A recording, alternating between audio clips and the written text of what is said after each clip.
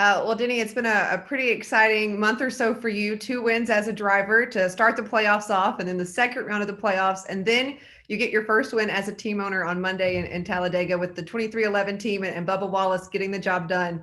What does it feel like to be you right now? Yeah, it's pretty good. That's for sure. The last really 5 weeks has been really, really good. The playoffs have been good to us. We're winning early in rounds, so we get a few weekends to relax while others sweat it out. But we got one more weekend of temporary vacation this weekend in Charlotte, and hopefully we can get a win. I'd love to just stack up some more playoff points for that next round. Yeah, you mentioned getting to come to Charlotte. You're the only playoff driver that knows they're going on to the next round. So feeling pretty good, but what's it like coming to the ROVAL? It's the fourth year that you guys are competing on this track. How do you prepare for it? And does it get easier or harder coming here each year? It does get easier, but it's still, a very challenging racetrack in the sense of, we consider it kind of a wild card for a reason. A lot of it is because, it's like bumper cars there at times. It's very, very narrow, no runoff space. So it's just very difficult, and you can't really make a whole lot of mistakes there, or else you get yourself in huge trouble. So we are at least starting up front on the pole with our FedEx Camry. So hopefully we can just keep it there all day.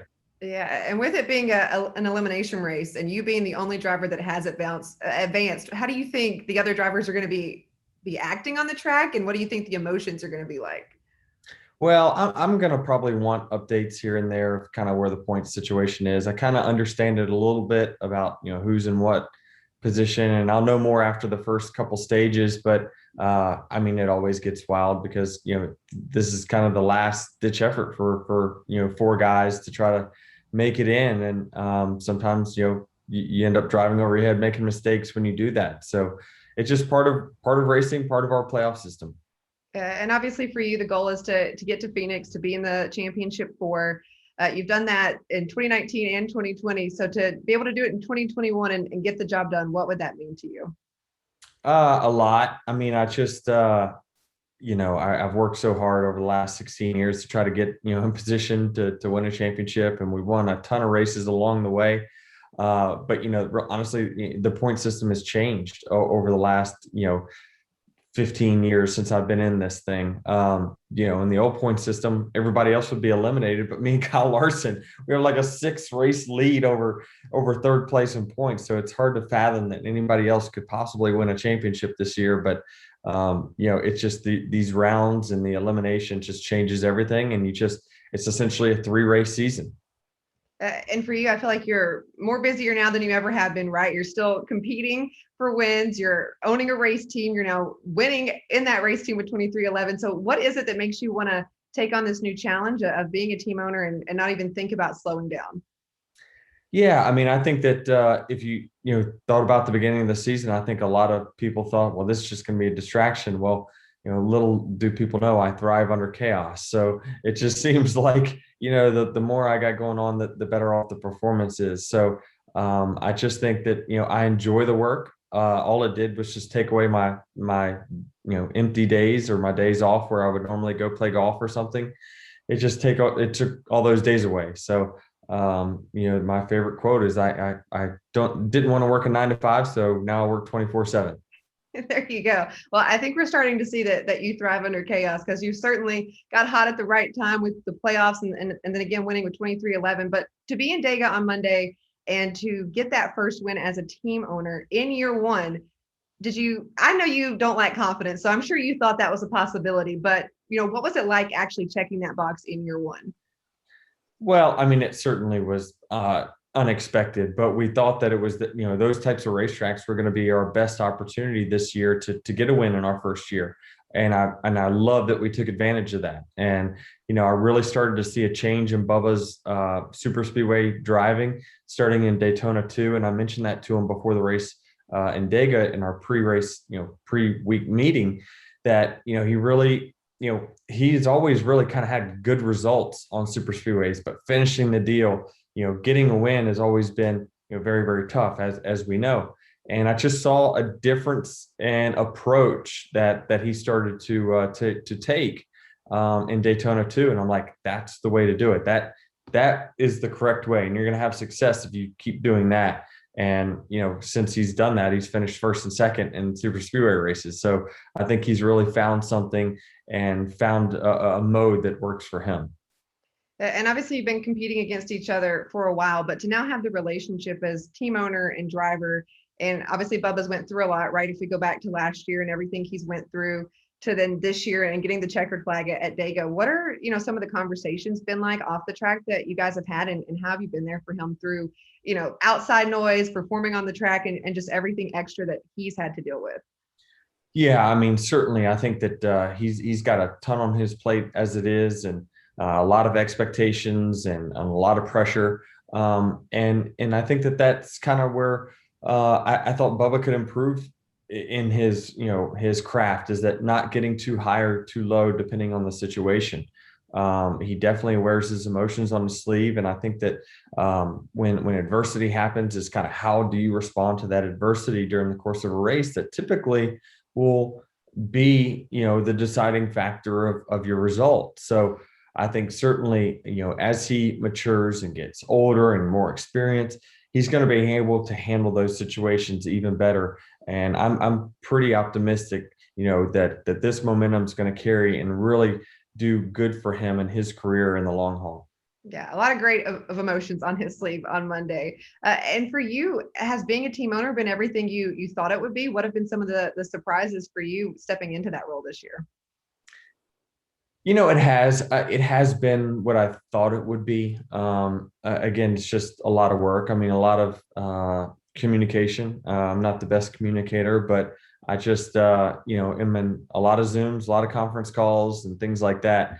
Not only am I trying to make my sponsors happy nowadays, but I'm also trying to make the team sponsors happy. So I've just got a lot more obligations than what I used to have before. But I love it. I mean, I love the thrill of working hard and then seeing a result from that work ethic. So I enjoy this, and it certainly makes weeks like this where you get a payoff. Like, it certainly makes fuels me to just continue to want to grow this thing and make it bigger and better. And I have to ask, I've been at the track when Michael Jordan has been there. I know how passionate he is about being a team owner and wanting to win. So what were your conversations like after you guys won on Monday? Yeah, I just I try to tell people, I'm like, I essentially do all the work as the owners between the two of us, but he certainly is as emotionally invested in the team as I am. I mean, he's very passionate.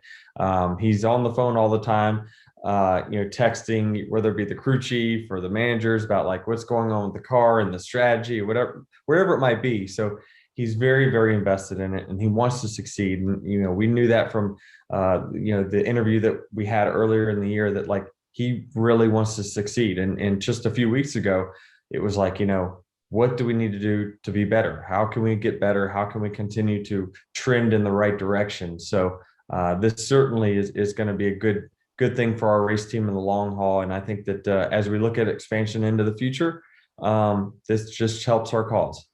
Yeah, well, we talked to Bubba earlier today, and he said, yeah, MJ said congrats, and then he was ready to talk business. Like, okay, celebrated a little bit, but let's get focused on the next race. So I feel like he's like, oh great, that's cool, you won, love it. Now, what are we going to accomplish next? So that's right. I mean, that's just the way he's always been. Is like, I mean, even when I talk to him on about my personal performance, right? It's just like, it would be on a week that we didn't win at the end, he'd be like, focus on the next track now. Like, just go get a win next week. So I'm too busy harping on what just happened. He's already thinking about next week.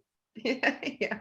And before we run out of time with you, I just kind of want to ask your opinions on 2022. Obviously, some new things added to the schedule, some new things that were added in 2021 that are going to be on the schedule again in 2022. And obviously, next gen, which you guys are testing and trying to figure out right now. But starting off the year at the LA Coliseum for the Clash, what are your thoughts on that, and what's going to happen in 2022?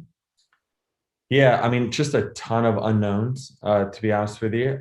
We don't know how these cars are going to race yet. I mean, we haven't really, except for Daytona, had multiple cars on the racetrack at any point until we come to Charlotte, I think next week, and do some testing. So it's just, who knows how this thing's going to drive and how it's going to race. And I certainly have our fingers crossed that we get this thing ready and we have enough inventory. That's a little bit of a concern, is that are we going to have enough inventory for next year?